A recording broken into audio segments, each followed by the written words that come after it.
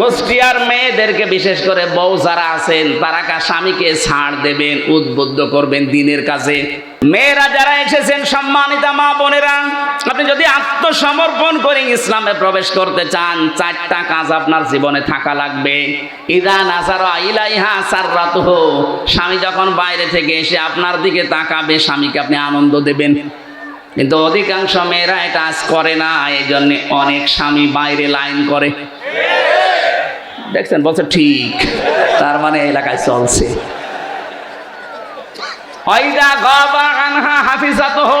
যখন স্বামী বাইরে যাবে, নিজেকে হেফাজতে রাখবেন, নিজের ইজ্জত, আবরু, সম্ভ্রম, স্বামীর সন্তান, স্বামীর সম্পদ, এগুলো হেফাজত করে রাখবেন। এটা আত্মসমর্পণকারী নারী এর গুণাগুণ।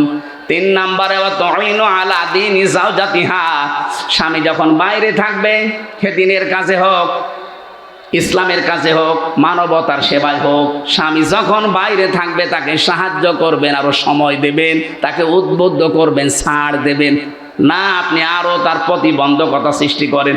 কি করে বেড়াও তুমি? কি করার মানে? আপনার স্বামী মানবতার সেবা করে, ইসলামের কাজ করে, এই কথা বলছেন কেন? আপনি শুধু নামাজ পড়ে রোজা রেখে কালো বোরকা পরে নেককার হতে পারবেন না। স্বামীকে দিনের কাছে আপনাকে ছাড় দেওয়া লাগবে। 4 নম্বরে, স্বামী যদি আদেশ করে, ওটা যদি জায়েজ হয়, জীবন থাকতে আপনাকে মানা লাগবে। আমি স্বামী, যত স্বামী এখানে বসে আছি, আমরা প্রতিটি স্বামী আমরা চাই বিয়ের পরে আমাদের মা বাবা আমাদের সাথে থাকবে। কথা বলে না কেন? এটা আমরা পছন্দ করি কিনা? 100 ভাগের 80 ভাগ মহিলা এটা চাই না। আপনি নামাজ পড়ে রোজা রেখে জান্নাত পাবেন না, আপনার আত্মসমর্পণই হয়নি।